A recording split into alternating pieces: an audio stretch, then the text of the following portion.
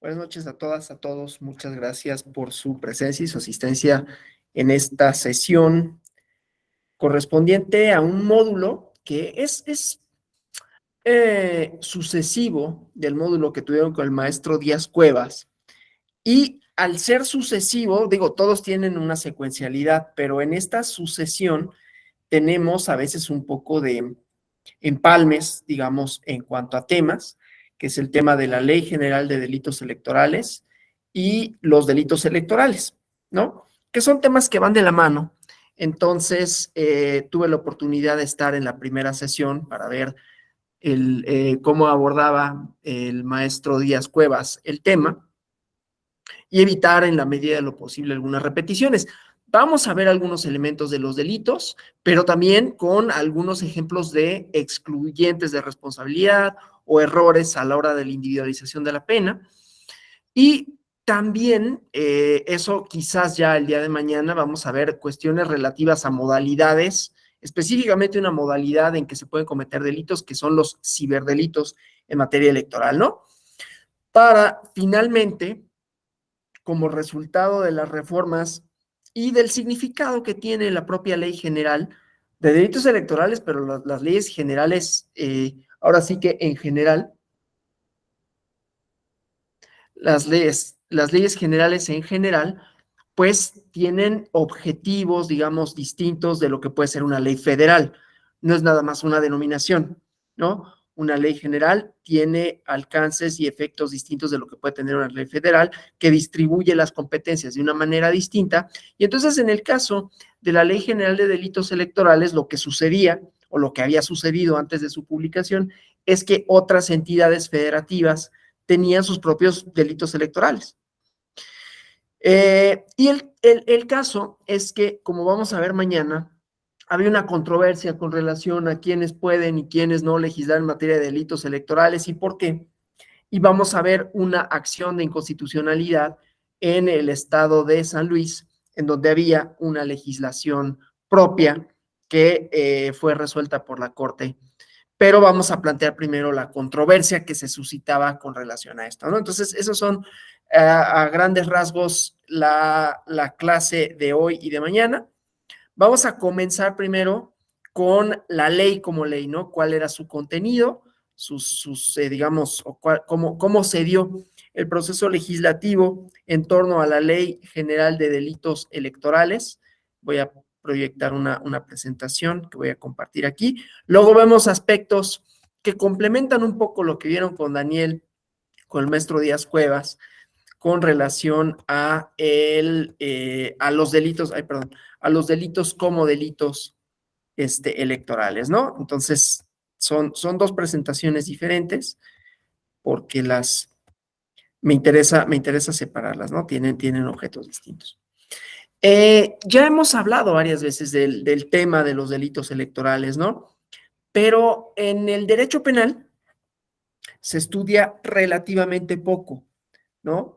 Y es también, de cierta manera, relativamente nuevo, ¿no? Ya lo vieron con el maestro Díaz Cuevas, cuál ha sido un poco la trayectoria, la evolución, los cambios, pero en la práctica, también como vieron, pues no son tantos casos, aunque han crecido, obviamente, pero tantos casos que hayan terminado en sentencia condenatoria ante las autoridades penales correspondientes, ¿no? Pero bueno, es algo quizás poco novedoso lo que voy a afirmar, pero desde la existencia de las sociedades con una cierta complejidad, ha sido necesario que haya reglas de convivencia, lo vimos en la primera sesión, a qué responde un poco la norma penal, ¿no? Y también en esas normas de convivencia, las reglas para la elección en las sociedades en donde comienza a ser el fundamento de la legitimidad de las autoridades políticas, las elecciones, ¿no? Elección a los órganos de gobierno y entonces a lo largo de la historia, en la transformación histórica igualmente, han surgido normas penales que sancionan a los responsables que atentan con el régimen jurídico. En Grecia, por ejemplo, los ciudadanos que votaban 2 veces merecía la pena de muerte, así como quien vendía el voto o lo compraba, la pena y la sanción. En Roma, que tiene tantos antecedentes importantes, pues igualmente había leyes como la ley Julia de ámbito para sancionar la corrupción en la obtención del voto. Y aunque tuvo una sanción primero pecuniaria, después se privaba de honores, destierro, deportación. Y luego en la Edad Media hubo una figura de Broglio, se llama, o Broglio, pero es en latín italiano, que es el fraude electoral, la compra de votos, ¿no? Y en el Código Penal francés de 1810 se incluyó un capítulo de 3 formas distintas de suplantar la voluntad popular, ¿no? Por violencia o coerción, corrupción y fraude electoral que lesionaran la libertad, la honestidad y la sinceridad del sufragio. Ya hemos visto, y lo vieron también con el maestro Díaz Cuevas, las distintas formas, ¿no? De atender a los comportamientos electorales indebidos que no terminan ni comienzan con el derecho penal, ¿no? Y bueno, en el caso mexicano, el primer cuerpo legal propiamente nacional, pues es la Constitución de Apatzingán, y en su artículo 6 había una mención a el derecho al sufragio para la elección de diputados y decía, pertenece sin distinción de clases ni países a todos los ciudadanos que concurran, en que concurran los requisitos que prevenga la ley. Y también en su siguiente artículo 10 decía, si el atentado contra la soberanía del pueblo se cometiera por algún individuo, corporación o ciudad, se castigará por la autoridad pública como delito de lesa nación. Y en 1871, perdón, en el título 10, capítulo 1 del libro 3 del Código Penal, se estableció el capítulo de coerciones y fraudes electorales. Relativo a la penalidad, que si nos da tiempo también analizaremos que la penalidad tiene una racionalidad, ya habíamos visto, ¿no? Pero hay distintos criterios para determinar la racionalidad de las penas, ¿sí? Es esta parte de la individualización de las sanciones en donde concurren distintos elementos, pero legislativamente la proporcionalidad entre el castigo y la conducta. Y en el caso que me refiero del Código Penal de 1871 y estos distintos delitos, coerciones y fraudes electorales, eh, las penas eran de 1 año máximo, ¿no? O sea, la pena más severa era de 1 año de prisión y era para aquellas personas responsables de atentados contra la libertad del elector, que se hayan ejercido con violencia físico-moral de manera tumultuaria. Ya iremos viendo estos elementos, ¿no? Los agravantes de los delitos, las modalidades de comisión, destrucción, sustracción o falsificación de actas de escrutinio o cualquier otra pieza de un expediente de elección por parte de funcionarios electorales, estos elementos subjetivos en los que el maestro Díaz Cuevas pues hizo una referencia importante. Luego, el Código Penal de 1929, que fue, pues, poquito tiempo duró, ¿no? No reguló delitos electorales porque estaban estos en una ley para la elección de poderes federales. Esta ley electoral tuvo muchas otras legislaciones en materia electoral y fueron regulando, figuras delictivas correspondientes, o sea, como si hubiera un código penal electoral, no se llamaba así, ¿no? Pero es como si ahorita sucede, por ejemplo, en materia fiscal, ¿no? Los delitos fiscales están en el Código Fiscal de la Federación. Es como si los delitos estuvieran en el Código Federal, la Ley General de Instituciones y Procedimientos Electorales. Por eso hay una Ley General de Delitos Electorales, es decir, lo que vamos viendo es la trayectoria de los cuerpos normativos que lo regularon. ¿En dónde estaban? En los códigos penales en capítulos específicos, y después en leyes electorales propiamente hablando. Ya después, vamos a ver, regresan al Código Penal y ahora están nuevamente en un cuerpo específico de legislación, ¿no? Pero bueno, Entonces, la ley electoral de 1918 fue estructurando de manera distinta la regulación de las figuras jurídicas de naturaleza electoral, ¿no? Y en 1987 encontramos igualmente una legislación, un código federal electoral que contenía un capítulo específico a las sanciones que se imponían a quienes incurrieran en delitos electorales. La multa, pena privativa de libertad hasta de 3 años, la destitución del empleo para los funcionarios electorales y la suspensión de derechos políticos. Y luego, en los años 90, aquí yo lo englobé, ¿no? En la lámina, como ven, está englobado en la transición, que desde luego la transición no es de los 90, aunque hay quienes, esto es una cuestión que en realidad importa y no para efectos de los delitos electorales, porque de alguna forma sí caminan de manera paralela, ¿no? Tenemos las leyes electorales que van ampliando derechos, ¿no?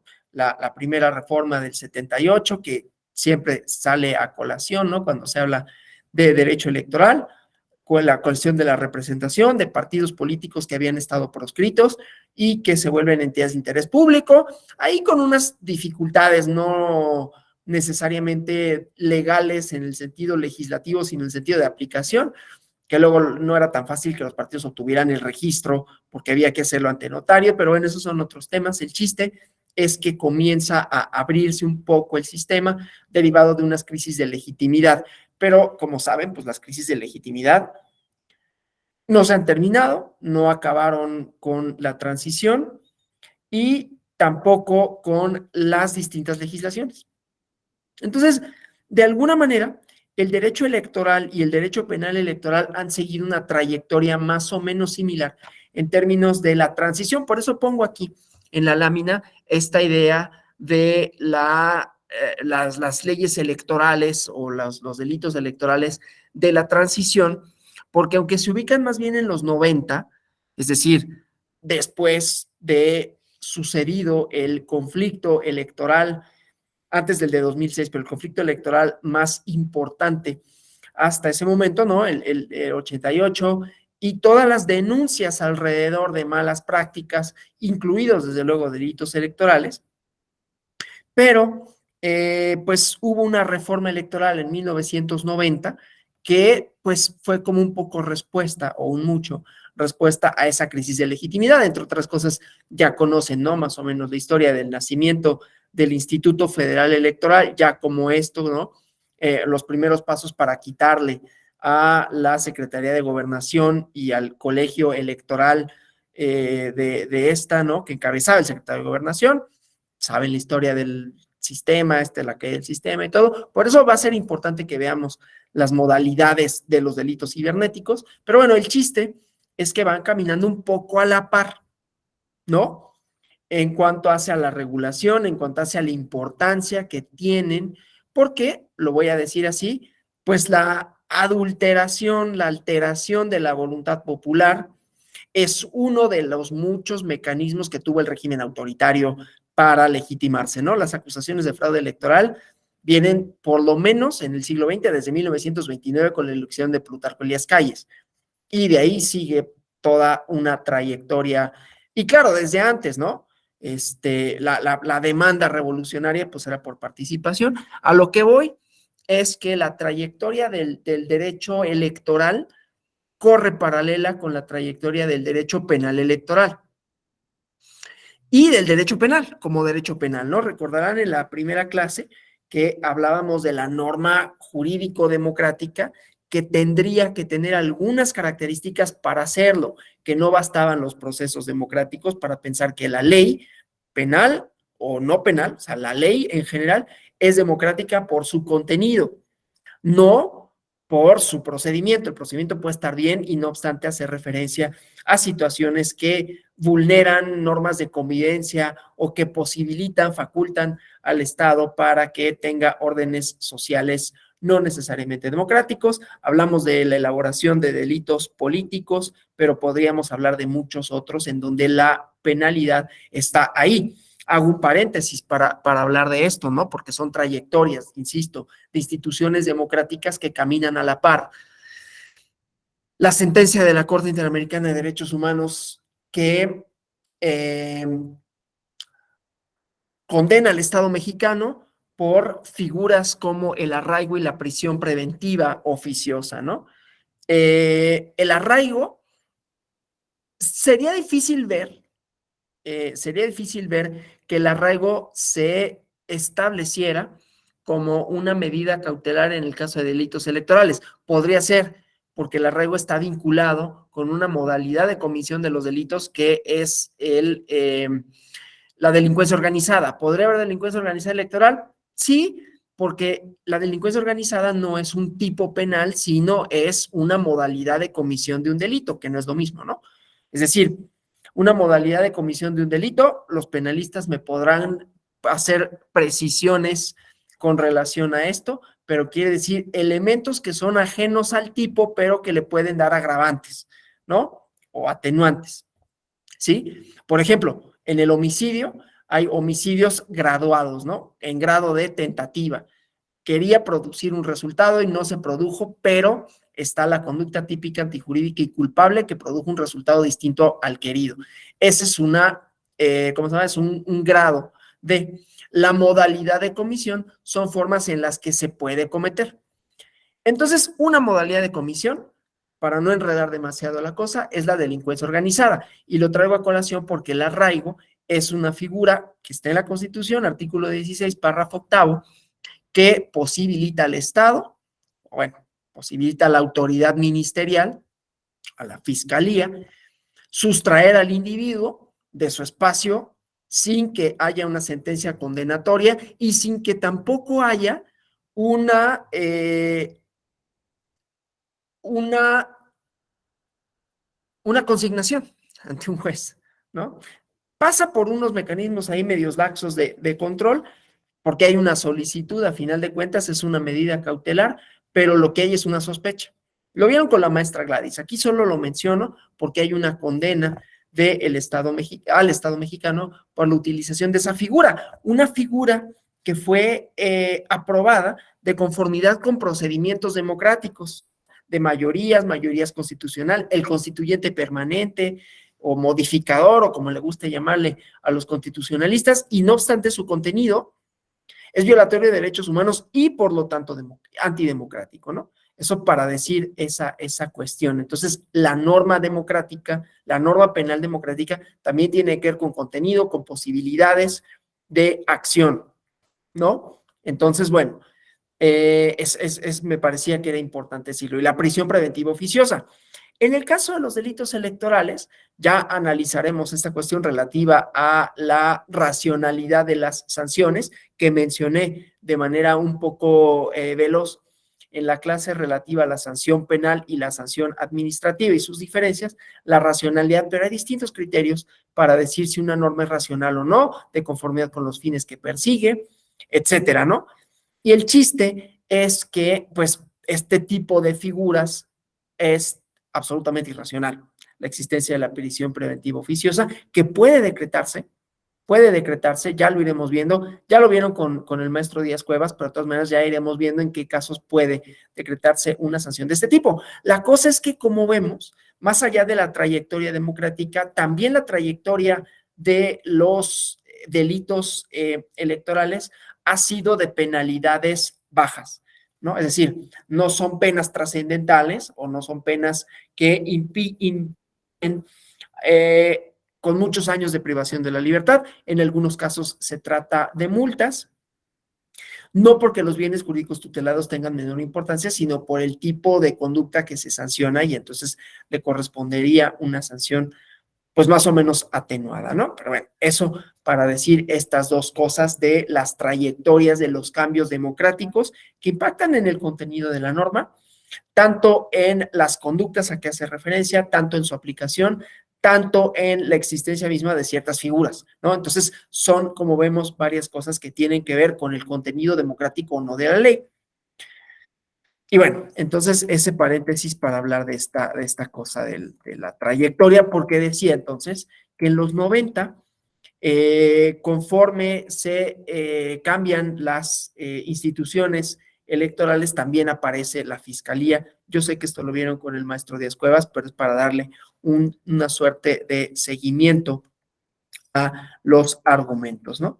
Entonces, bueno, eso con relación a las, digamos, las generalidades de las leyes electorales.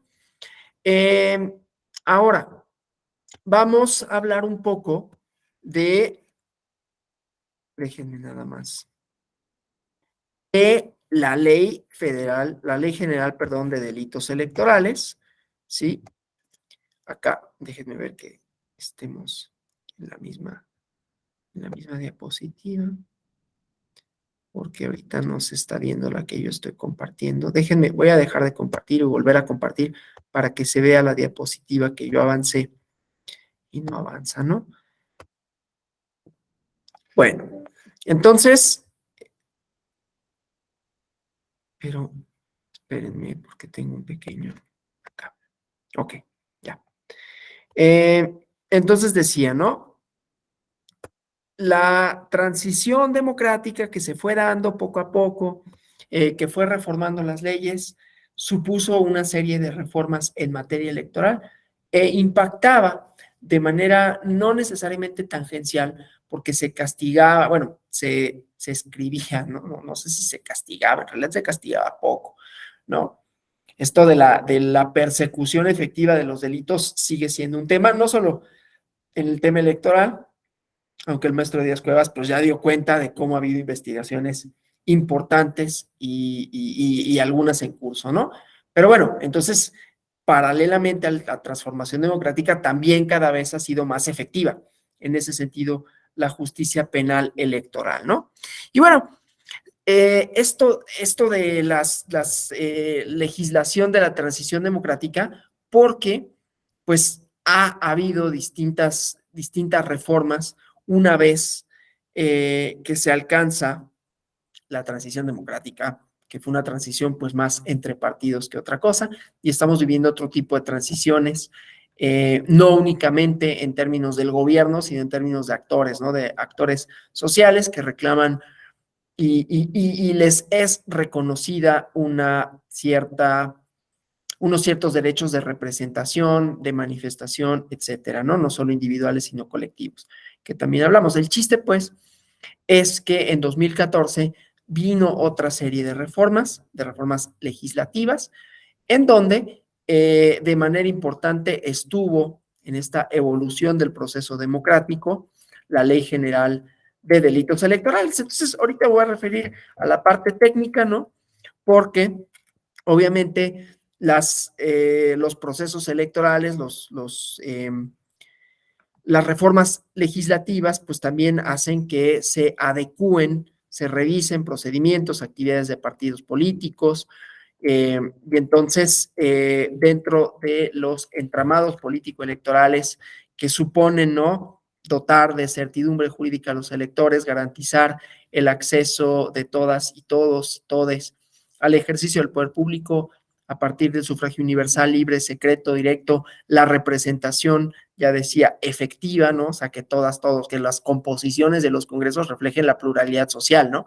Que no sea una representación únicamente, volviendo al contenido sustantivo de los derechos, pues no se trata únicamente de que, bueno, pues es un cuerpo legislativo que está compuesto por 500 diputados y 128 senadores electos por sufragio universal, libre, secreto, sino que les miembros de ese cuerpo reflejen la pluralidad social, ¿no? Y entonces empiezan a adoptarse las medidas, las acciones afirmativas para incluir a grupos otrora invisibilizados, ¿no? Y en esa conquista de derechos nos encontramos. Y esto va a ser importante, por ejemplo, para la cuestión relativa a la violencia política de género que se añadió en el artículo 20 bis en la reforma del 13 de abril de 2020, ¿no?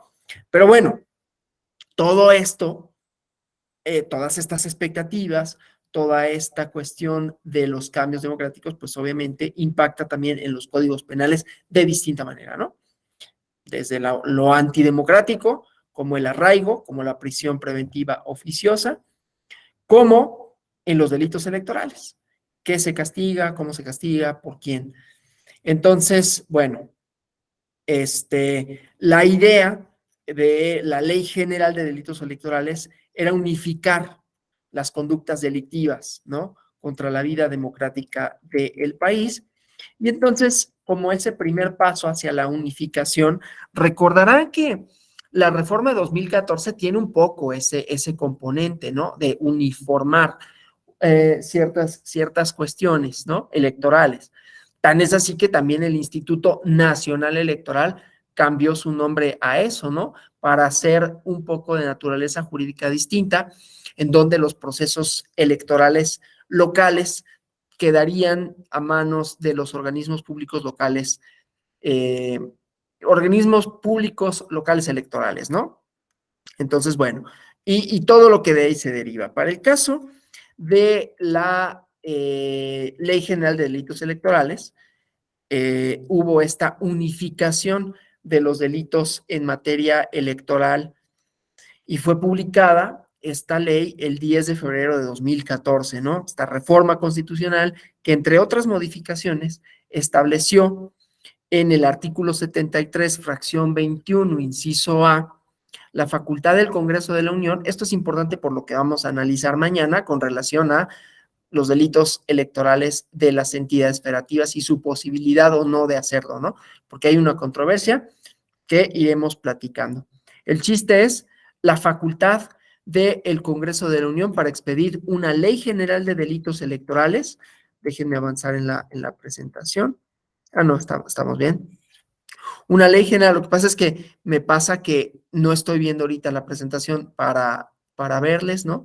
Y entonces tengo dos pantallas aquí. Pero bueno, el chiste es que una ley general de delitos electorales que estableciera, dice la exposición de motivos, como mínimo, los tipos penales y sus sanciones, con el fin de transitar hacia un modelo único de tipificación penal de estos delitos en nuestro país, siguiendo un esquema similar a lo legislado en algunos otros delitos como secuestro, desaparición forzada de personas y otras formas de privación de la libertad contrarias a la ley, trata de personas, tortura y otros tratos o penas crueles, inhumanas o degradantes, dice, ¿no? Es decir, pensar que había delitos que por su gravedad, que por su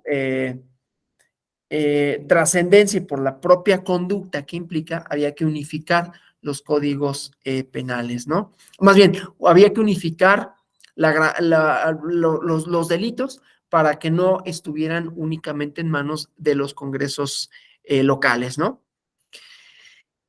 Bueno, entonces, como consecuencia de esta reforma constitucional, se publicó la Ley General en materia de delitos electorales, 23 de mayo de 2014, que tiene, ya habían visto, ¿no? Con el maestro Daniel, un número muy importante de conductas delictivas relacionadas con el aspecto electoral, que atienden a conductas que se han cometido durante muchísimo tiempo, ¿no? En los procesos electorales, en las elecciones federales, estatales, municipales. Y el fin primordial de la ley es evitar que esas conductas continúen, ¿no? Que se sigan llevando a cabo y sancionar, desde luego, a quienes las cometan, ¿no? Entonces, voy a avanzar en la presentación. Algunos antecedentes legislativos, o bueno, las principales iniciativas, lo que contenían. eh, vamos a detenernos un poquito en esa parte, ¿no?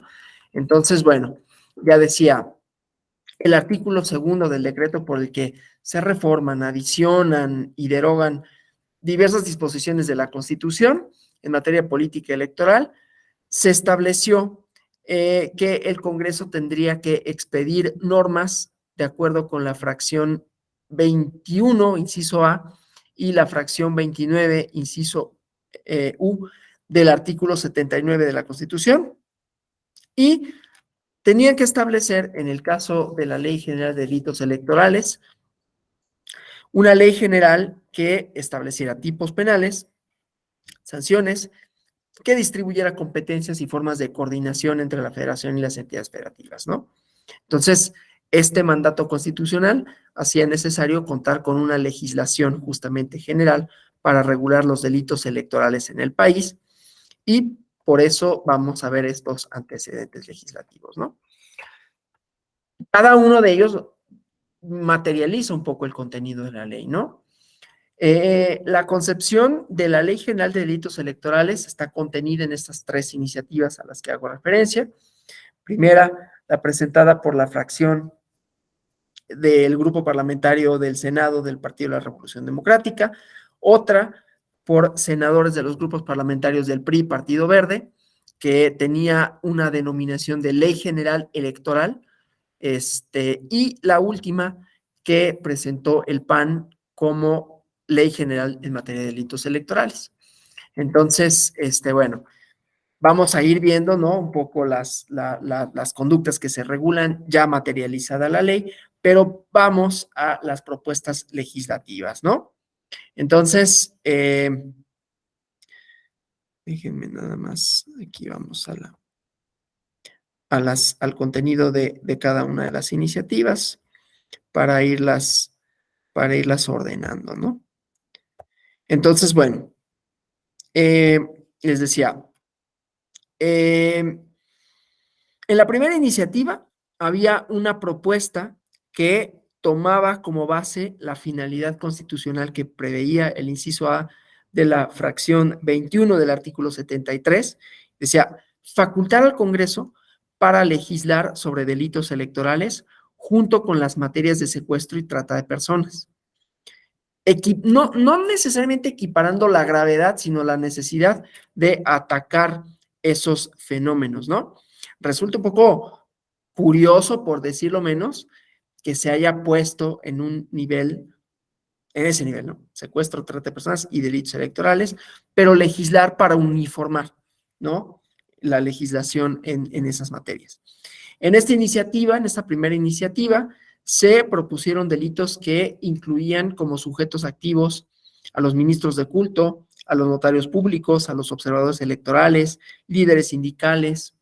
Igualmente se tipificaba el financiamiento ilícito o que proveniera de recursos del extranjero para candidatos de partidos políticos, la solicitud de pruebas electrónicas para manipular el secreto del voto. Esto conocen, ¿no?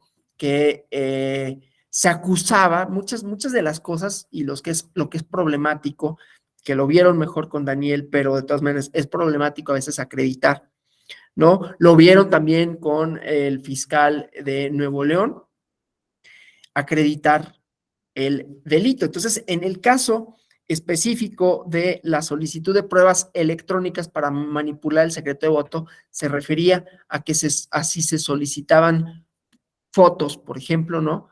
De el voto. Ahí el elemento era, bueno, pues yo le puedo tomar foto a mi voto, pues sí.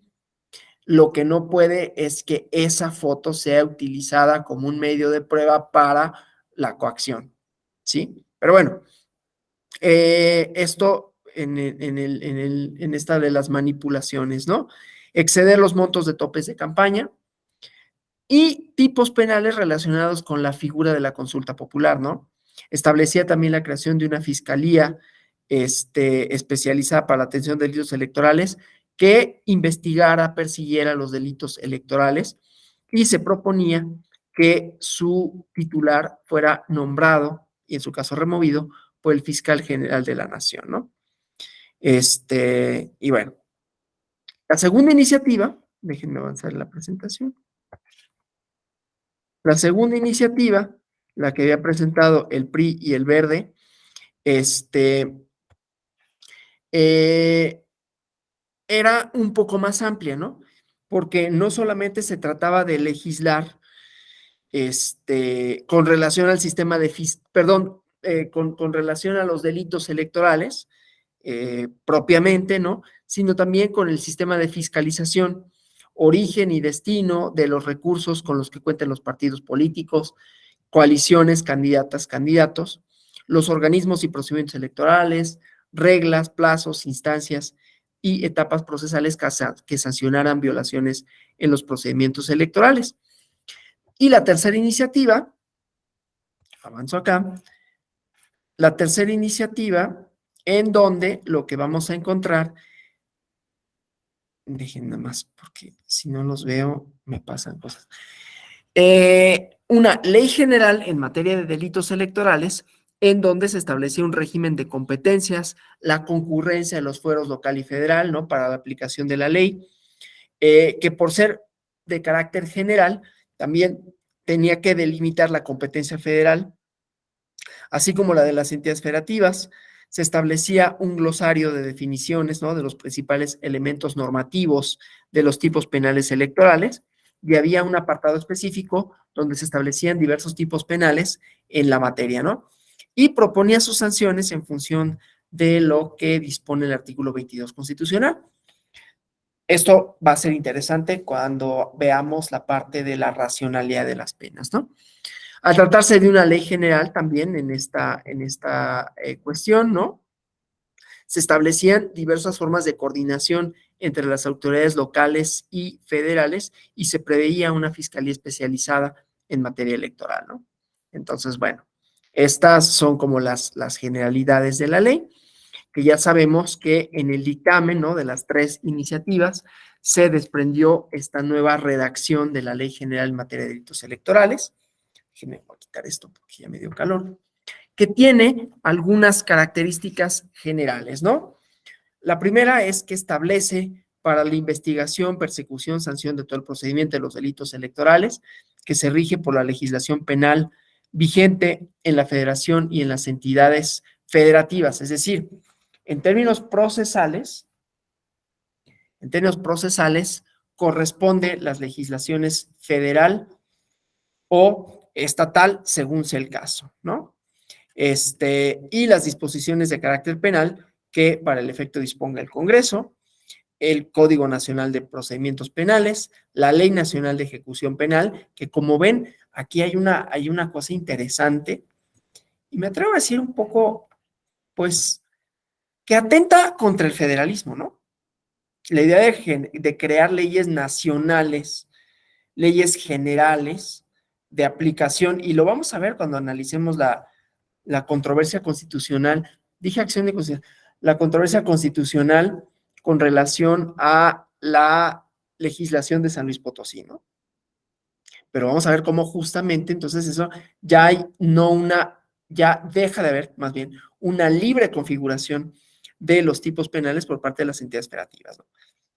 Pero ya vemos esa controversia, ¿no? Entonces, bueno, esa cuestión procedimental. Obviamente también leyes de medios alternativos de solución de controversias en materia penal, Ley Nacional del Sistema Integral de Justicia Penal para Adolescentes, una serie de términos, ¿no? Glosarios para la aplicación de la ley, que está en el artículo 3º, la oficiosidad de la investigación, esto lo vieron ya con Daniel, así que no me detengo, una sanción adicional por la calidad del sujeto activo, ¿no? Los servidores públicos, la inhabilitación para ocupar el cargo, comisión en el Servicio Público Federal y además de la pena privativa de libertad y en su caso la destitución del cargo, la independencia de los tipos penales electorales con la comisión de otros de distinta índole, el artículo 6º, más o menos 65 o más tipos penales. Obviamente, esto lo vieron mejor con Daniel, ¿no? Una cosa es el tipo penal como enunciado y otras son las conductas, que esas tienen bastantes más, ¿no? Se regula, como decía, la competencia federal en delitos electorales en supuestos específicos, en el artículo 21. Se establece Estoy dando una generalidad, ¿no? Vamos a ir al análisis fino, no crean que estoy así yéndome rápido, sino la generalidad de la ley para hablar de los delitos en una modalidad un tanto cuanto distinta a lo que vieron con Daniel, pero complementaria a lo mismo, ¿no?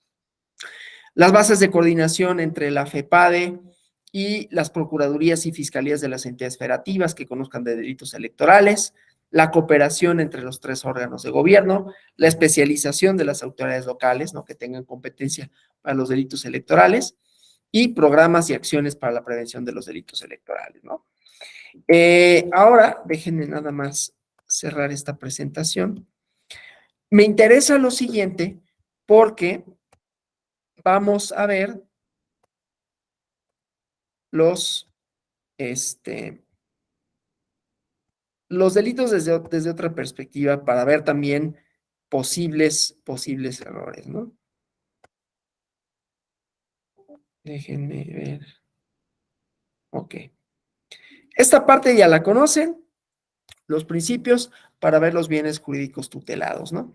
Entonces, nada más ahí los volvemos a plantear. Algunos de ellos, certeza, es importante, ¿no? Legalidad, equidad en la contienda, ¿no? Entonces ahí vamos a ir vinculando tanto a las conductas de los servidores públicos, tanto a la secrecía del voto, tanto al contenido. Con la maestra Gladys vieron algo relativo a la cadena de custodia, que me voy a detener en eso, para ver el contenido de los paquetes electorales como una prueba fehaciente, prueba idónea para determinar al ganador en un recuento o ganadora en un recuento, ¿no?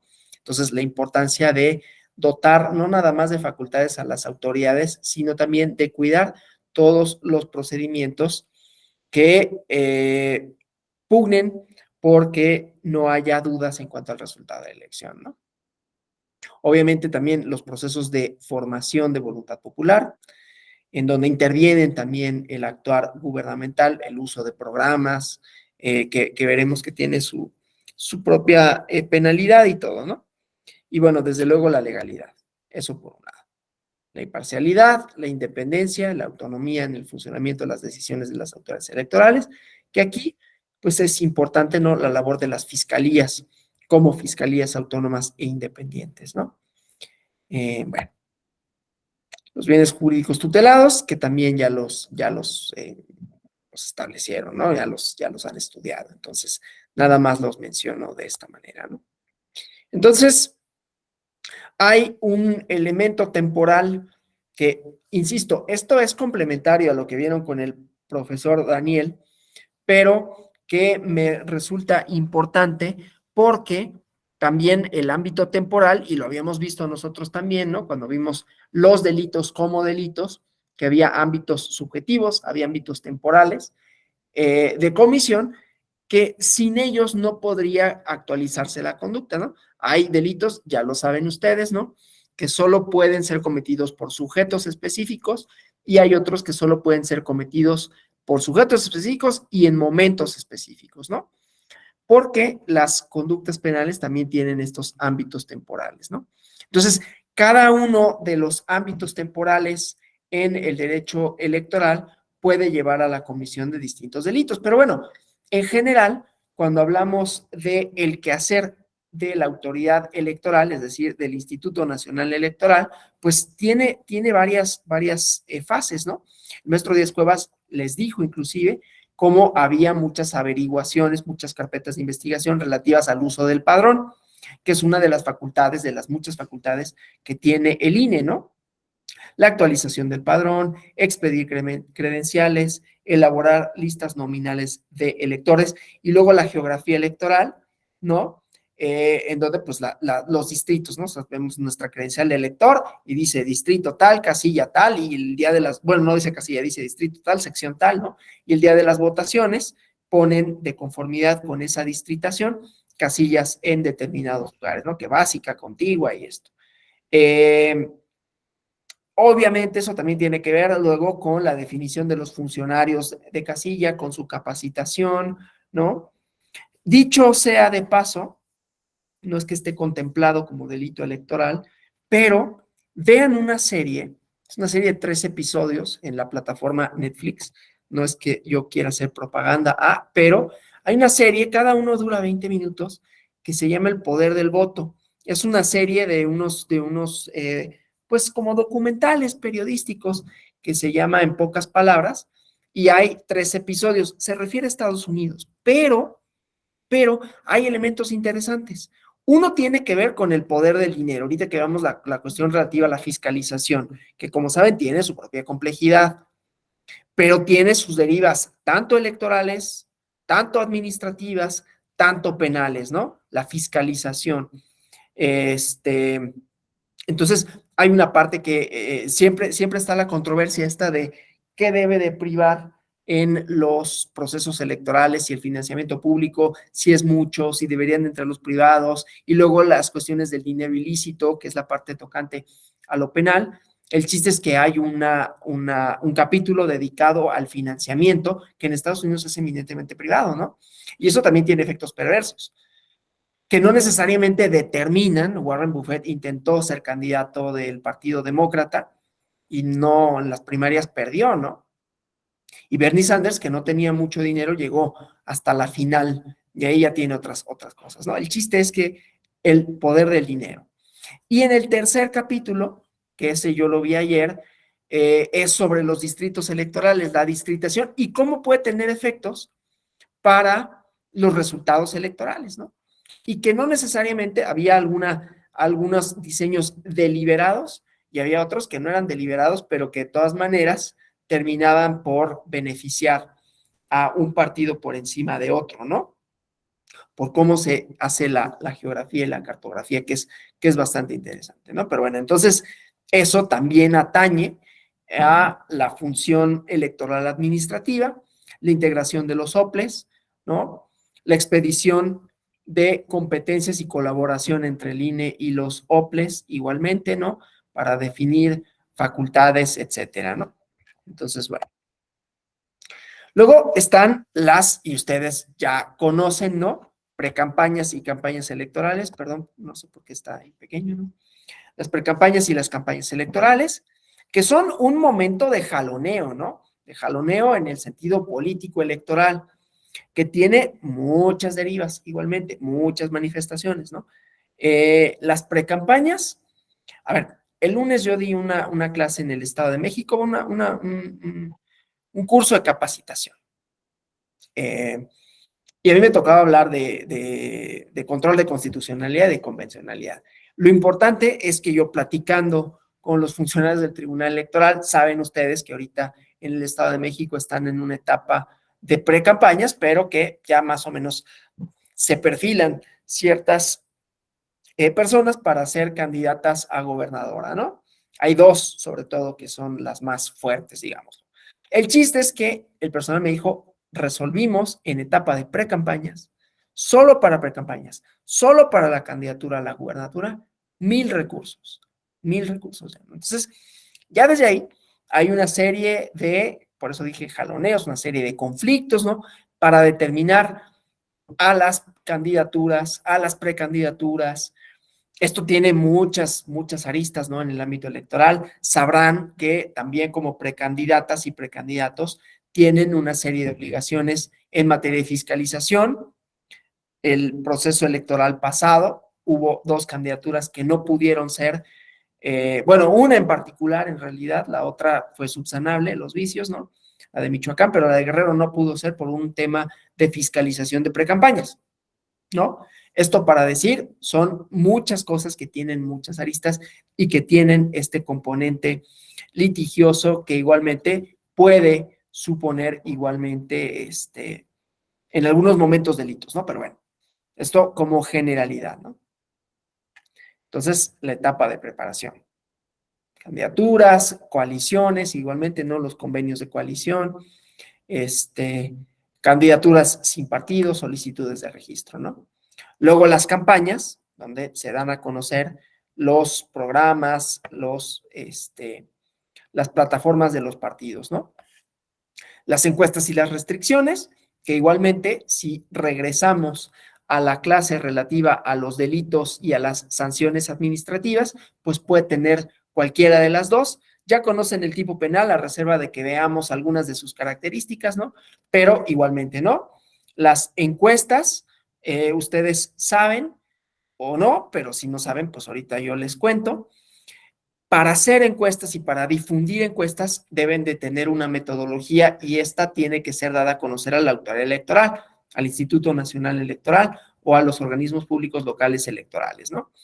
Y ellos van a revisar si cumple con los criterios metodológicos estadísticos para llamarse encuesta, ¿no? O sea, básicamente que cumpla con el principio de aleatoriedad, que sea una muestra representativa o que garantice cuando se toman las muestras la representatividad, etcétera, etcétera, ¿no? Esto lo digo porque en algún momento hace algún tiempo, 2017, hubo un medio de comunicación en el estado de Tabasco que presentó, esto para hablar de sanciones, ¿no? Que presentó una encuesta que no era tal, ¿no? Difundió como si fuera encuesta algo que no había, que no tenía la metodología para hacerlo y que entonces era propaganda disfrazada, ¿no? Porque una encuesta se supone que es un ejercicio estadístico con una serie de metodologías robustas y rigurosas que más o menos dan cuenta de las tendencias electorales en un momento específico, digámoslo así, ¿no? Y resultó que no era una encuesta y entonces hubo una sanción y además una medida reparatoria en un procedimiento especial sancionador en donde pues el periódico fue obligado a publicar en el mismo espacio un adendum, ¿no? Una nota aclaratoria de que no era una encuesta. Esa es una cuestión. ¿No? Las encuestas como propaganda y las encuestas que pueden ser sancionables y que tienen una serie de obligaciones igualmente las y los encuestadores. Y en el caso penal, pueden incurrir en una responsabilidad penal si difunden en ciertos ámbitos temporales, ¿no? Que aunque ya hayan visto, ahorita vamos a ver algunos otros de sus elementos, ¿no? Pero entonces, igualmente, seguimos con la temporalidad, ¿no? Luego la propaganda electoral. ¿Qué se considera propaganda electoral? ¿Sí? Es distinto y hay que hacer la distinción en materia electoral, también inclusive para determinar sanciones o para ver si se cometen o no delitos electorales, la diferencia entre propaganda gubernamental e información, ¿no? No toda información es propaganda, pero toda propaganda tiene fines informativos, digamos, ¿no? Es género y especie, en donde la propaganda es más restringida. Y que se vincula con el uso debido de recursos públicos, artículo 134 constitucional, que establece los límites al uso de recursos públicos que no deben de ser nunca usados como propaganda, ¿no? O sea, puede haber propaganda gubernamental, pero estos no podrán tener otros fines que los de dar a conocer programas de gobierno, no de partidos. Es decir, los partidos no se pueden apropiar de la propaganda para beneficiarse ellos o ellas o ellas, candidatos, candidatas, partidos políticos, ¿no? Entonces, esa limitación al uso de recursos públicos. Y la propaganda, pues, ¿qué se considera una propaganda? Y los límites a la misma, ¿no? Obviamente, la información gubernamental tiene menos restricciones, igualmente la propaganda gubernamental tiene ciertas restricciones temporales, artículo 41 constitucional, cuando se trata de procesos electorales, ¿no? No se podrá difundir propaganda. Solo información que tiene una serie de características. Lo que pasa es que tampoco es como totalmente claro siempre, ¿no? Y el financiamiento de los partidos, que tiene un esquema mixto, que está repartido además por cuestiones de la regla del 70-30, ¿no? 70% de los recursos que son por resultados electorales y el 30% que se reparte de manera equitativa y los límites a las aportaciones privadas. Esto también es importante en el caso del financiamiento para saber de dónde provienen los recursos. También en las sanciones electorales en sentido estricto, ¿no? Es decir, ya se acuerdan, ¿no? Había sanciones electorales en sentido estricto, sanciones electorales administrativas y los principios que comparten con el derecho penal y sanciones penales, ¿no? Entonces, en el tema del financiamiento, también hay sanciones electorales y administrativas y las sanciones electorales, pues hubo un partido que igualmente en el proceso electoral 2021 no pudo obtener su registro porque no había certeza de dónde provenían los recursos, ¿no? Entonces, bueno, la veda electoral, que ya la conocen, ¿no? Que es los 3 días previos a la jornada electoral, en donde ya no pueden dar a conocer propaganda, ¿no? Ya no pueden realizar campañas ni propaganda. Se supone que se le otorga a la ciudadanía este tiempo para que reflexione su voto. Las y los encuestadores tampoco pueden difundir ya resultados o de sus encuestas o tendencias, y hay algunos delitos que se pueden configurar y hay otras sanciones administrativas, ¿no? Les comenté, por ejemplo, de un partido político que en violación a la veda electoral hizo uso de los influencers a través de la red social Instagram, ¿no? Entonces, bueno, aquí, bueno, la fecha del proceso electoral anterior de la veda electoral, ¿no? Y luego la jornada electoral, esto que ya lo vieron con Daniel, pero nada más para poner, concluye con la clausura de casilla, obviamente con los tiempos de Ciudad de México y Tijuana, que cierran a las 8 de la noche, de hora de aquí, 6 de la tarde, hora de allá, ¿no? Luego, los materiales y la documentación electoral, que también son parte de los bienes jurídicos tutelados, porque muchos de ellos hacen prueba plena para efectos de los resultados electorales, si es que estos llegaran a controvertirse. Una cosa es el material, los marcadores, el líquido, las mamparas, las urnas, y otra la documentación. Y ahorita vamos a los paquetes, ¿no? Actas, boletas, escritos de protesta. Entonces, los paquetes electorales, ¿sí? Que se conforman con el acta de la jornada, el ejemplar del acta de escrutinio y cómputo, los escritos de protesta, si los hubiera, y la urna, ¿no? La urna que se sella. Esto vamos a ir viendo la parte relativa a la cadena de custodia, que yo sé que la platicaron con la maestra Gladys, pero hay un tipo penal que hace referencia a esto, ¿no? Y había una controversia de si era aplicable o no en derecho electoral, pero pues es para la salvaguarda de la eficacia probatoria, ¿no? En este caso de los paquetes electorales, pues, si hubiera algún recuento, pues poder ver de manera fidedigna cuáles fueron los resultados. Obviamente, si se violara la cadena de custodia y eso redunda en que hay un paquete o muchos que se perdieron o que fueron alterados, que fueron abiertos y que no se puede determinar que el contenido que tienen ahí es efectivamente los votos depositados, pues eso puede redundar en una anulación de casilla o hasta de una elección. Hay ejemplos, ¿no? También de elecciones que han sido anuladas por violaciones a la cadena de custodia, otras que no. Esto tiene que ver también en qué tanto impactan en los resultados electorales, qué tanto son graves. Un criterio que en derecho electoral y nulidades es el de determinancia, ¿no?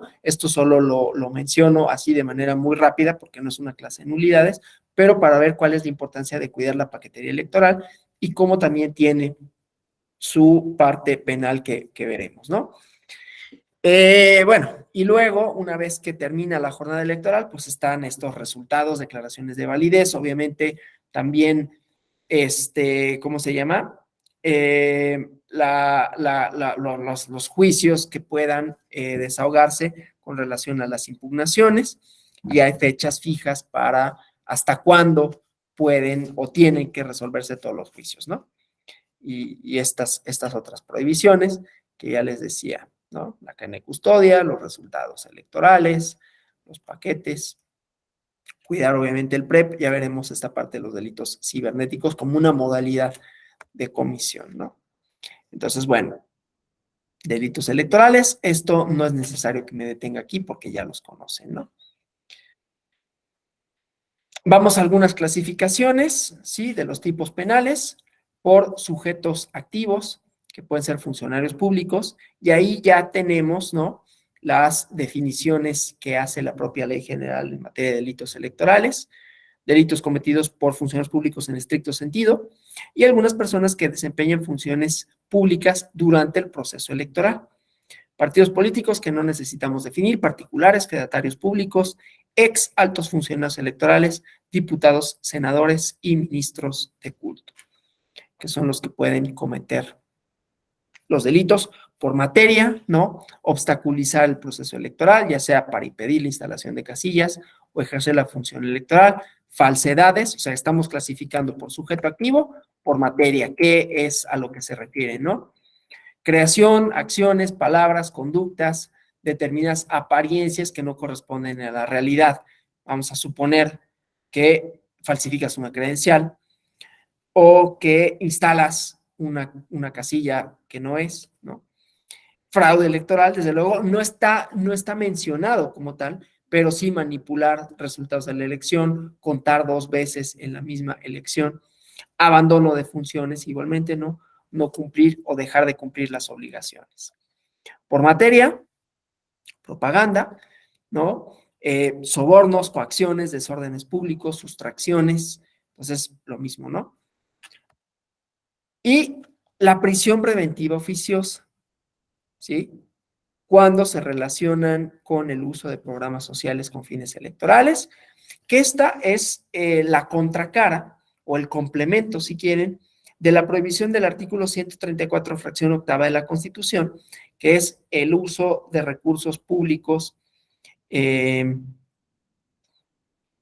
para programas gubernamentales que no tiene que mezclarse con las finalidades electorales, ¿no? El debido uso de recursos públicos. Y aquí tiene su deriva, pues, de un agravante para la conducta, ¿no? Es decir, algunas de las conductas que pueden cometer, sea cualquier persona, sea funcionarios públicos, si se relacionan con programas sociales, entonces esa agravante hace que el delito amerite la solicitud de la prisión preventiva oficiosa como medida cautelar, ¿no? Entonces, bueno, ya habíamos, esto ya lo saben, pero lo repito, la mayoría o todos son de comisión dolosa, incluso algunos tienen una redacción similar porque cambia nada más el sujeto activo del delito. La mayoría de los tipos penales se refieren a conductas de acción, pocas son de omisión.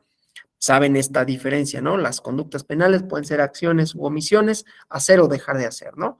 El ejemplo más claro que existe de un delito de omisión son aquellos que teniendo una obligación, por ejemplo, de alimentar o de proporcionar medicinas o el clásico, el auxilio al atropellado, ¿no? El atropellamiento por sí mismo puede derivar en algún delito de lesiones culposas, pero el abandono, o sea, si yo lo atropello y lo dejo ahí, ese ya por sí mismo configura un delito de omisión de auxilio, ¿no?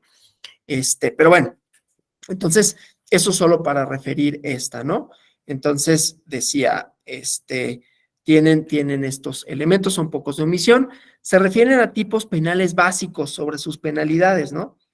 Existen distintas, 7 distintas, una por la calidad del sujeto activo, en cuanto a las penas, ¿no? La multa, la inhabilitación para los servidores públicos de 2 a 6 años, prisión de 6 meses a 3 años, 2 a 6 años, de 1 a 9 años, y bueno, distintas gradaciones de la penalidad, ¿no? Entonces, bueno, vamos al artículo 7º, insisto, me voy un poco rápido, pero este es un análisis que vamos a ver ciertas calidades que se exigen para la acreditación del delito, ¿no? Entonces, estos pues pueden ser cometidos por cualquier persona, ¿no? Es decir, cometidos por un sujeto común, de propia mano, y son eminentemente dolosos. No obstante, las fracciones 18 y 20, de la 18 y 21, el órgano investigador tiene que acreditar de manera fehaciente el dolo. Déjenme proyectarles la Ley General de Delitos Electorales para que vean a qué me estoy refiriendo. Entonces, para que veamos, voy a dejar de compartir acá y les comparto la ley.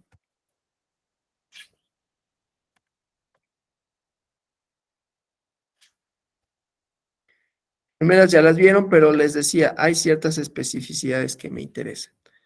Entonces, déjenme compartir acá la ley. ¿Cómo vamos, por cierto? ¿Todo bien? Bueno.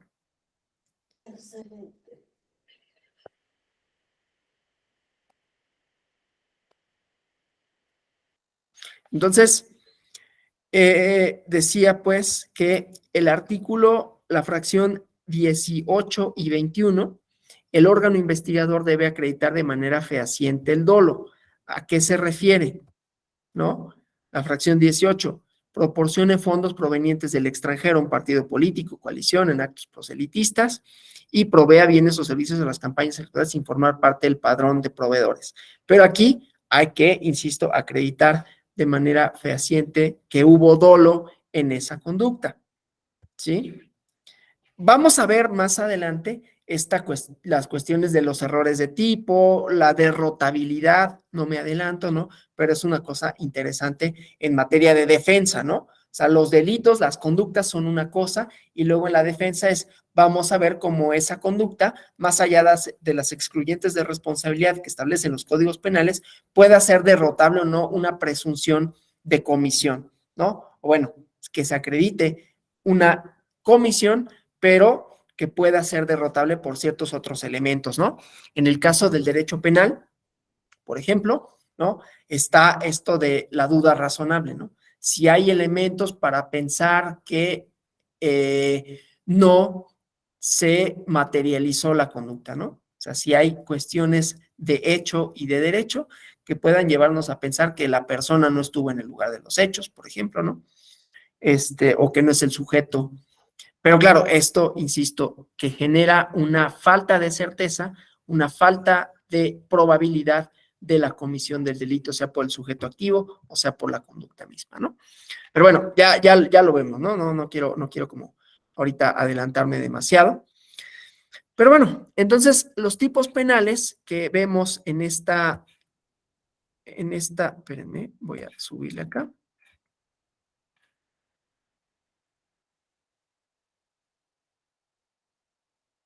En general, los tipos penales que están en el artículo 7º, lo que vemos es que tiene características. El tipo de daño es ofensa simple, ¿no? El bien jurídico que se tutela es el derecho al voto, ¿sí? No es una ofensa que tenga más de un bien jurídico tutelado. Son delitos de mera actividad, ¿no? O sea, se realiza la conducta descrita en la norma por parte del sujeto, ¿no? Entonces son acciones, son tipos cerrados. Se precisa de manera completa. Digo, en el derecho penal lo ideal es que los tipos sean cerrados, ¿no? Que no remitan a alguna otra legislación, pero se precisa de manera completa la descripción de los tipos penales, ¿no? Y son de consumación instantánea. Se agotan en el momento en que se realizan todos los elementos constitutivos, ¿sí? O sea, los elementos constitutivos quiere decir que si dicen, por ejemplo, votar 2 veces, ¿no? Que eso ya nos dijeron, pues eso nunca pasa, pero bueno, si sucediera, entonces, en cuanto yo lo hago, ahí es cuando se consuma, ¿sí? En ese momento, porque hay delitos, ustedes sabrán, ¿no? Que son delitos continuados, ¿sí? Por ejemplo, un robo hormiga, no se le denomina así en el Código Penal, pero es un delito continuado, ¿no? Un fraude puede ser un delito continuado, dependiendo de cómo se comete, se está cometa y comete y comete y comete. En este caso, no. Monosubjetivos pueden realizarse por una persona, la mayoría de estos se realizan por una persona, aunque desde luego puede haber pluralidad de sujetos, pero en principio no se exige esa calidad, ¿no? Son de sujeto común, no hay una determinada calidad en el sujeto activo y de propia mano, ¿no? Su ejecución es personal y materialmente por el propio sujeto activo. Como decía, en la fracción 18 hay que considerar que el posible financiamiento con dinero nacional, pero que haya rendido intereses en el extranjero, entonces, por ejemplo, ¿no? La autoridad investigadora tendría que hacer un análisis minucioso sobre los recursos, su procedencia y la existencia o no del dolo.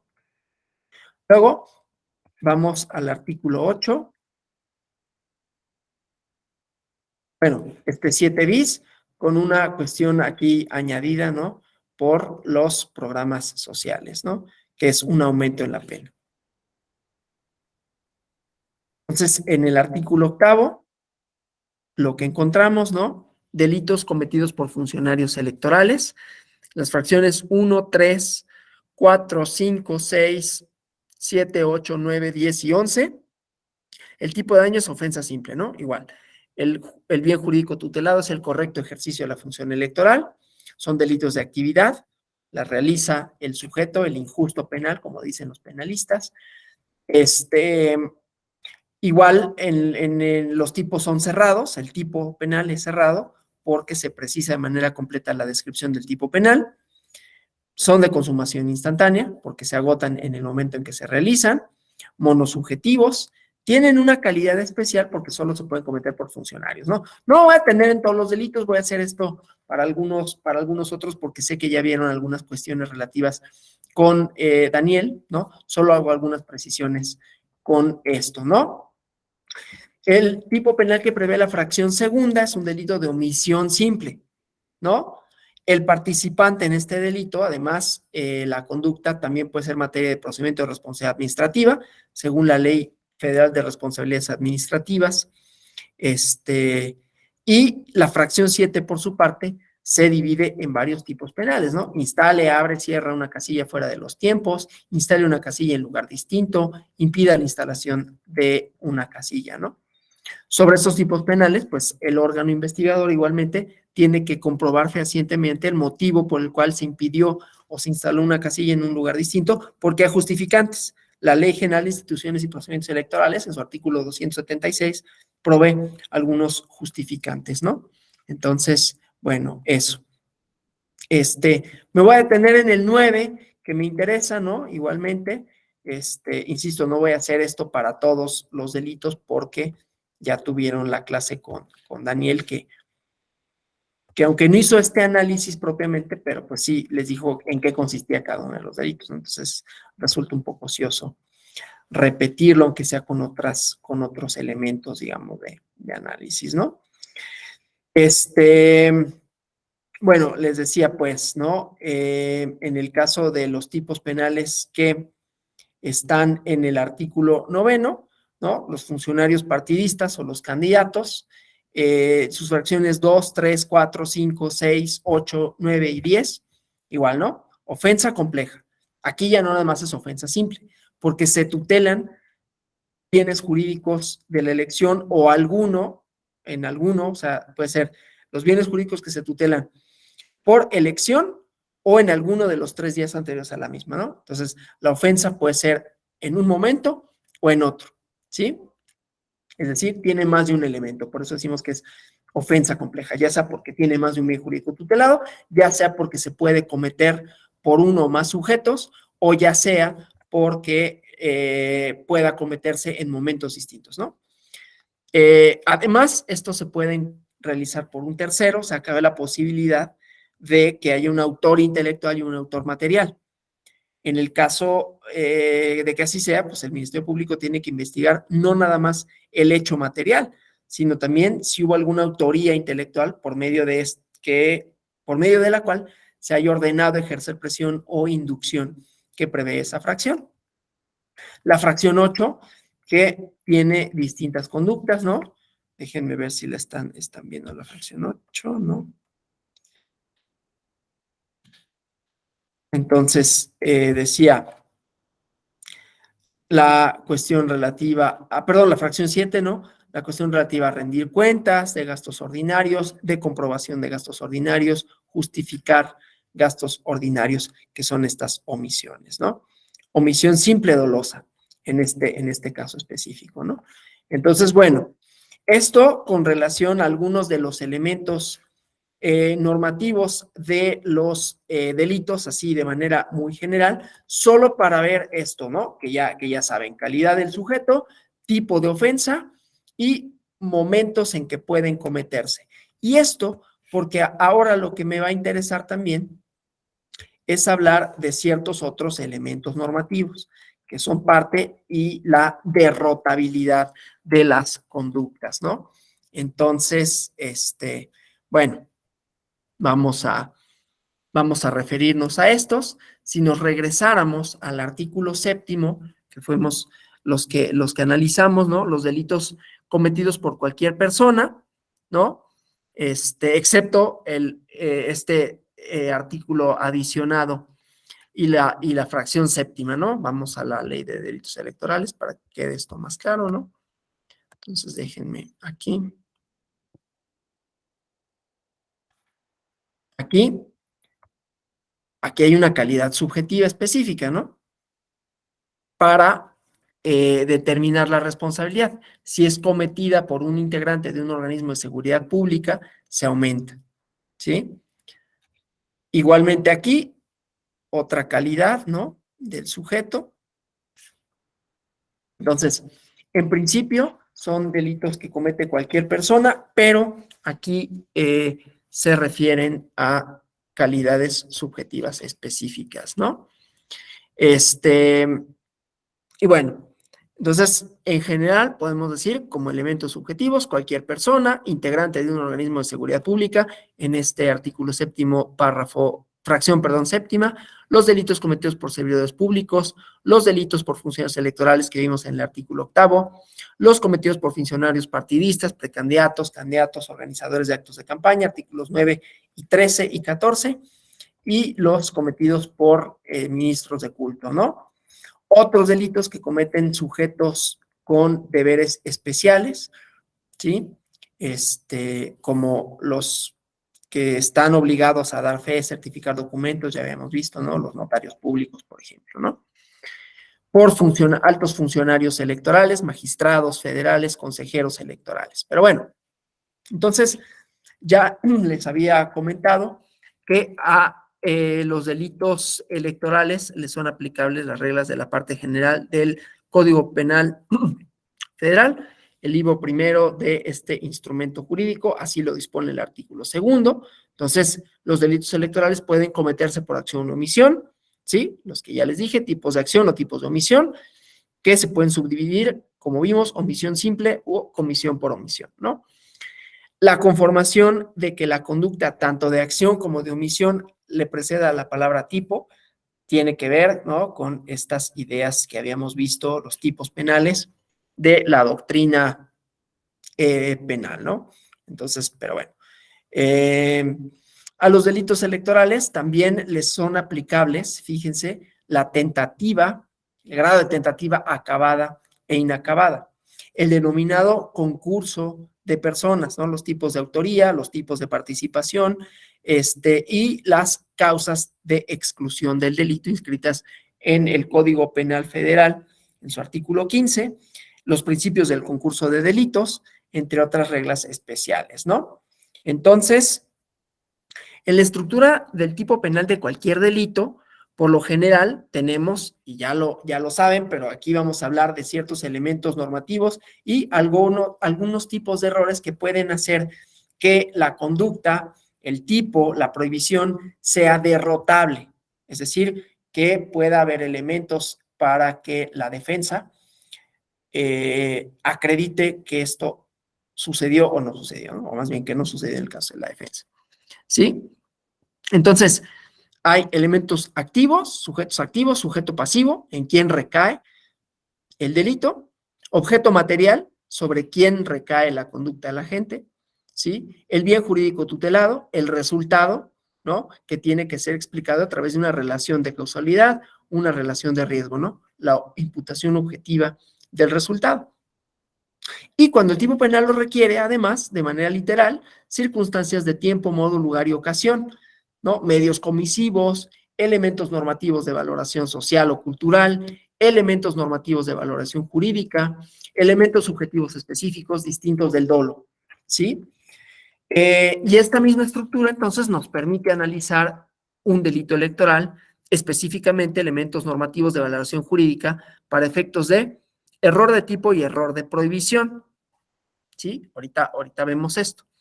Entonces, puede concurrir como un objeto material, ¿no?, sobre el que recae la conducta del agente y ser un elemento normativo de valoración jurídica, los materiales electorales, ¿no? Que en la presentación, ¿ay?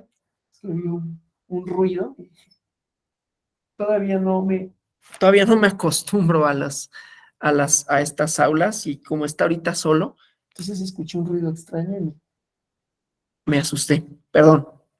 Este, es el problema de que como no hay nadie y no espera uno que haya ruidos más que la gente pasar un poquito, ¿no? Pero bueno, decía pues, entonces, hay una relación entre el sujeto activo, el sujeto pasivo, el objeto material, el bien jurídico tutelado, el resultado y algunas otras circunstancias, medios comisivos, y todos estos son objeto de valoración jurídica.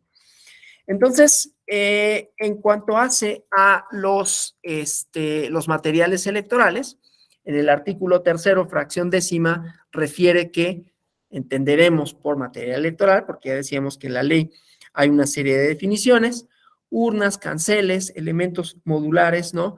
Para la emisión del voto, marcadores de credencial, líquido indeleble, útiles, escritos y demás, ¿no? Entonces, el sujeto activo del artículo séptimo, fracción primera, podría incurrir en un delito electoral cuando destruya en cualquier tiempo materiales electorales, ¿sí? Que es lo que estamos acá. ¿Dónde está? Mm,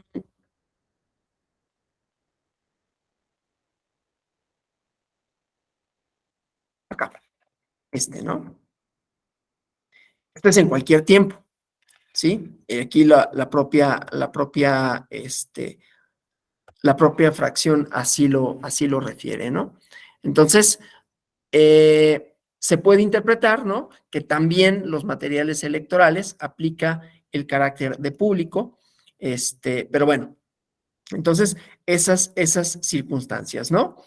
Igualmente hay algunos otros elementos de valoración normativa en este artículo séptimo, como por ejemplo el material sobre el que recae la conducta del sujeto activo, la credencial para votar, ¿no? Recoge en cualquier tiempo una o más credenciales, la credencial para votar, un documento público, y esta última elemento normativo de valoración jurídica porque forma parte de un concepto descrito literal y jurídicamente en la norma penal, ¿sí? Entonces, se denominan elementos normativos de valoración jurídica a las antijuridicidades tipificadas, las referencias inscritas en el tipo objetivo que hacen alusión a lo ilícito o a lo indebido, ¿no? La introducción, la sustracción de urnas, por ejemplo, ilícitamente de una o más boletas electorales, ¿sí? Recoger en cualquier tiempo, sin causa prevista por la ley, una o más credenciales, apoderarse de manera ilegal en cualquier tiempo de materiales electorales, ¿no? Entonces, estas referencias a ilícitamente, sin causa prevista por la ley o de manera ilegal, conforman indicios de que una vez realizada la conducta por el sujeto activo en estas condiciones, estaría próxima a declararse como antijurídica, ¿sí? De incurrir el agente del delito en un error respecto a los elementos normativos de valoración jurídica, podría actualizarse un error de tipo. El sujeto activo, pensemos, ¿no? Destruye las urnas con unas tijeras, pero desconoce que son material electoral. Recoge credenciales para votar, pero desconoce que estos son documentos públicos electorales. Recoge credenciales desconociendo que solo podía hacerlo con una causa prevista por la ley. En estos tres ejemplos, el sujeto activo incurre en un error de tipo, no en un error de prohibición, ¿no? El delito, según el artículo, ya habíamos dicho, ¿no? Les son aplicables las reglas del Código Penal Federal, dice, el delito se excluye cuando se realice la acción o la omisión bajo un error invencible sobre alguno de los elementos esenciales que integran el tipo penal. Si los errores a los que se refieren los incisos anteriores son vencibles, se estará lo dispuesto por el artículo 66 del Código. Entonces, los errores de tipo en que incurre el agente del delito son vencibles o invencibles, ¿sí? O sea, esa es como una clasificación. Vamos a decir que un error es vencible cuando el agente hubiera evitado el mismo al observarse el debido cuidado, ¿sí? Pues la imprudencia, ¿no? O que no hubiera logrado evitarse ni aún aplicando la diligencia debida, ¿no? Ese es el error no imprudente, ¿sí? Entonces, bueno, de ser vencibles, si el error es vencible, o sea, esto elimina la conducta, ¿no? O sea, bueno, me equivoqué, en este caso en un error, y es vencible, o sea, que el error puede subsanar a la conducta, y entonces se anula el dolo y subsiste la culpa o la imprudencia, ¿no? Por lo que tendría que aplicarse la punibilidad de delito culposo, que ya decíamos, los delitos electorales no admiten la comisión culposa. El error de tipo vencible equivaldría a un error de tipo invencible, entonces la conducta de la gente sería atípica y por lo tanto excluiría el delito. Esto parece como una cosa muy confusa en términos técnicos, ¿no? En los que me estoy expresando, pero que sea vencible o que sea invencible, quiere decir, en este caso, el caso del dolo, ¿no? Que hay un dolo que puede ser acreditado que el dolo se debió a un error, ¿no? O sea, fue por descuido, y entonces se anula el elemento dolo, y entonces queda un delito culposo, ¿no? En el caso de los delitos electorales ya sabemos que no existe ese elemento, ¿no? Entonces, si hubiera un error y que este error sea vencible, es decir, que puedo acreditar que se trató de un error, ¿sí? Entonces se anularía el delito, ¿no? Es poco probable, ¿no? De que en este caso, en los casos a los que me referí, pudiera asumirse el error de prohibición, ¿no? Porque de todas maneras hay una máxima, ¿no? Del desconocimiento de la ley no te exime de su cumplimiento, pero hay errores de prohibición en los que pueden caer, en donde puede ser vencible el elemento dolo o culpa, ¿no?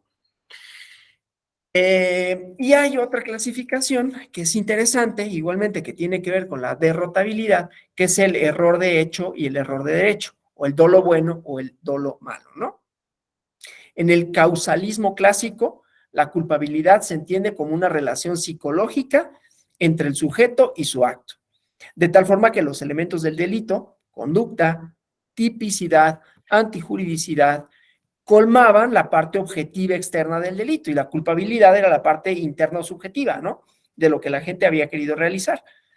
La culpabilidad se compone, ¿no? O estaba compuesta por la imputabilidad como un presupuesto. Las formas de culpabilidad dolosas o culposas, ¿no? Imprudentes, con representación o sin representación, conscientes o inconscientes, y la posibilidad del agente del delito de actuar de otro modo, ¿sí? Respecto a la forma de culpabilidad dolosa, se hacía referencia a que la gente cometía el delito con dolo bueno, o con dolo malo, o con doble dolo, ¿no? El tipo de dolo bueno, ¿no? El agente sabe que toma unas tijeras, sabe que las tijeras cortan y por tanto sabe que destruye una urna y quiere hacerlo, ¿sí? En el caso del dolo malo, ¿no? El agente sabe que esa conducta está prohibida por la norma en el ámbito del conocimiento de la denominación, ¿no? De la esfera del profano, y sabe que eso que hace y que perdón, y sabe que eso no se hace debido a que influyen en él medios de control social, informal, religión, familia, escuela, ¿no? Y sabe pues que esa conducta no se debe realizar porque es delictiva o porque le han enseñado que destruir cosas ajenas está prohibido y podrá reconocer a la urna como ajena, ¿no?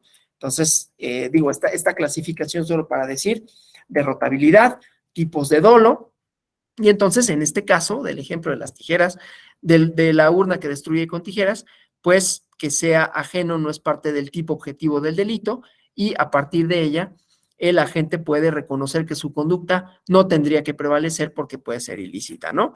Igualmente, si el agente se equivoca respecto al hecho cometido, ¿no? Puede incurrir en un error de hecho, pero si se equivoca respecto a la prohibición, incurre en un error de derecho, ¿no? No sabe que está prohibido, incurre en un error de derecho.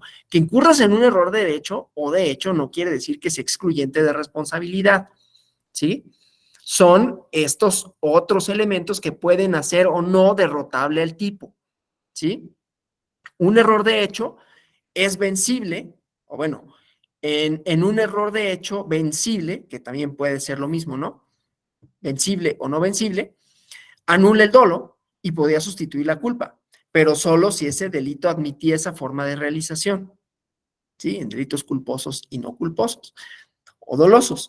Lo mismo acontece con un error de derecho vencible, se anula el dolo y subsiste la culpa, ¿sí? Si el delito admitía esa forma de comisión. Volvemos al atropellamiento, ¿no? Muchas veces estos no se cometen con dolo, sino que se te atraviesa la persona, por ejemplo, ¿no? Entonces hay un delito de lesiones.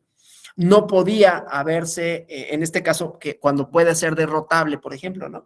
Lo que pasa es que en derecho electoral es un poco más difícil porque los delitos tienen el dolo como elemento, pero sí me interesa para efectos de todo lo que hemos hablado, de delitos, de comisiones y de todo, ver los errores de hecho, de derecho, dolo bueno, dolo malo, y lo vencible que pueda ser en el error, sea de tipo, sea de hecho o sea de derecho. Entonces, un error, decía, de hecho puede anular el dolo y puede subsistir la culpa, o un error de derecho que también haga que se anule el dolo y subsista la culpa, ¿no? Es decir, se atenúa la penalidad, ¿sí? Ante un error de hecho o de derecho invencibles, se anula la culpabilidad, ¿no? ¿Vamos bien hasta aquí? Esto puede resultar un poquito más confuso. ¿Todo en orden? Bueno, entonces avanzo.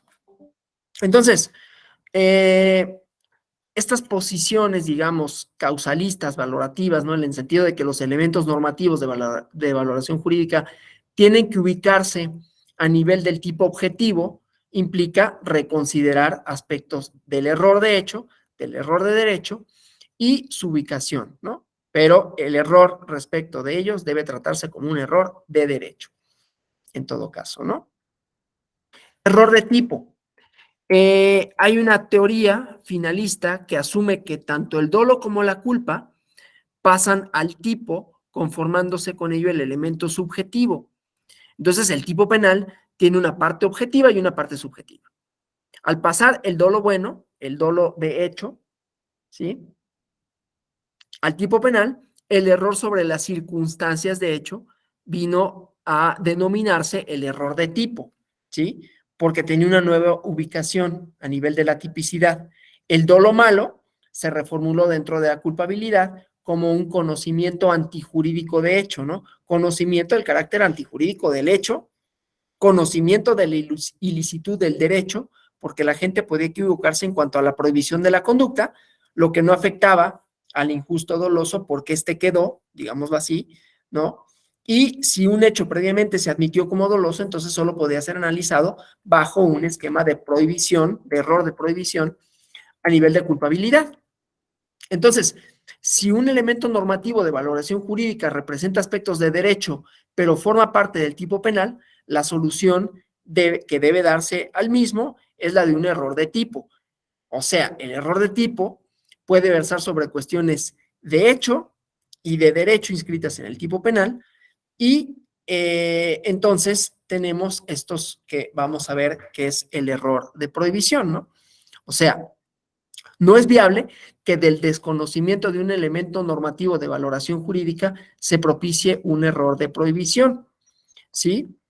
Esto es aplicable cuando en algunos de los elementos que decíamos, por ejemplo, quien recoge sin causa prevista credenciales para votar y que las recoge desconociendo que solo podía realizarse esa conducta si trabajaba en un módulo del INE, ¿no? En donde se reemplazan credenciales, no impide que la gente pueda conocer que ese hecho constituye delitos, ¿sí?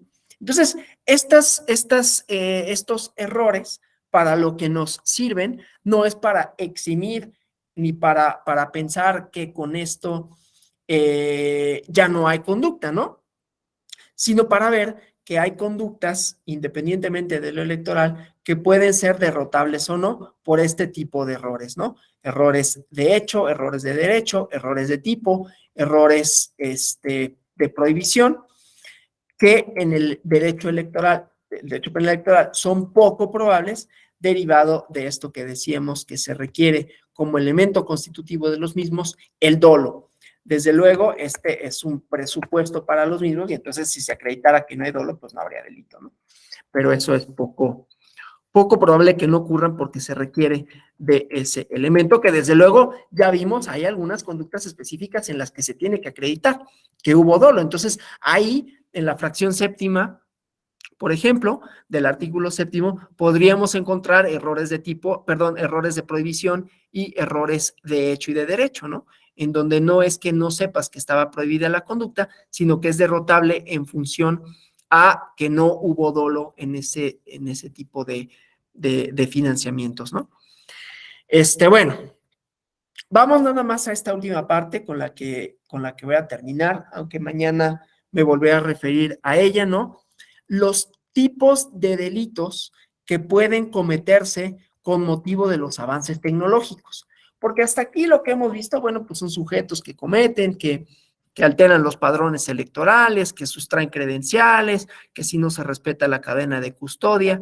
Pero, ¿qué pasa con las elecciones que cada vez más, ¿no?, se apoyan con el uso de redes informáticas que pueden ser susceptibles de los ciberataques, ¿no? Entonces, bueno, saben y hemos sido testigos que existen múltiples y constantes ataques procedentes del ciberespacio a los sistemas de seguridad de la información de los gobiernos, empresas, instituciones del sistema financiero, infraestructura crítica de servicios de información, y no hay ningún sistema, hasta donde yo sé, que pueda ser protegido al 100%. Y si a ello le sumamos los intereses, la información que puede verse comprometidas con su vulneración, el riesgo, las capacidades que se requieren para protegerlo, pues son desafíos que no deben para los que no deben de escatimarse recursos ni incurrir en excesos de confianza, ¿no? La OTAN establece que los ciberataques son elementos de esta llamada guerra híbrida, ¿no? Y considera que las amenazas cibernéticas desafían las fronteras estatales y organizacionales, ¿no? Y entonces, dentro de su glosario de términos de 2014, define a los ciberataques como acciones tomadas para interrumpir, degenerar, degradar, destruir la información residente en una computadora, red informática o red informática tiene una definición que yo no entiendo bien, pero dice red informática o computadora o red informática en sí. En Estados Unidos, ¿no?, hubo un ciberataque supuestamente en el ámbito electoral, en las elecciones presidenciales, según ciertas manifestaciones del FBI, de la CIA, ¿no?, en donde presuntamente Rusia interfirió en las elecciones presidenciales para apoyar al candidato Trump, ¿no? La verdad es que eso nunca pudo ser probado. Hubo una versión oficial con relación a esta, ¿no? Pero no está como del todo claro cómo fue, pero digamos, estableció la posibilidad de que pudiera suceder, ¿no? Esa es una. Entonces, hay distintas expresiones de criminalidad electoral. Una cosa son los ciberataques que pueden cometerse a través de la web, ¿no? Entonces, me iré refiriendo a eso mañana, ¿no? Algunas de las expresiones, algunas de las conductas que pueden y modalidades de comisión, algunas peculiaridades de los ciberataques, igualmente y vinculados, desde luego, con algunos tipos penales, propiamente el artículo 7º, el artículo 13, el artículo 19, ¿sí? Y las criminalidades electorales como problemas que presentan los ciberataques en las comisiones de delitos electorales, ¿no? Y bueno, eso, entonces el día de mañana profundizaremos en eso, en la distribución de competencias y lo que dijo la Corte en la acción de inconstitucionalidad que al efecto resolvió para el tema de la ley de delitos electorales y la legislación de San Luis. Bueno, yo hasta aquí, no sé si haya preguntas, comentarios que deseen formular, dejo de compartir esto.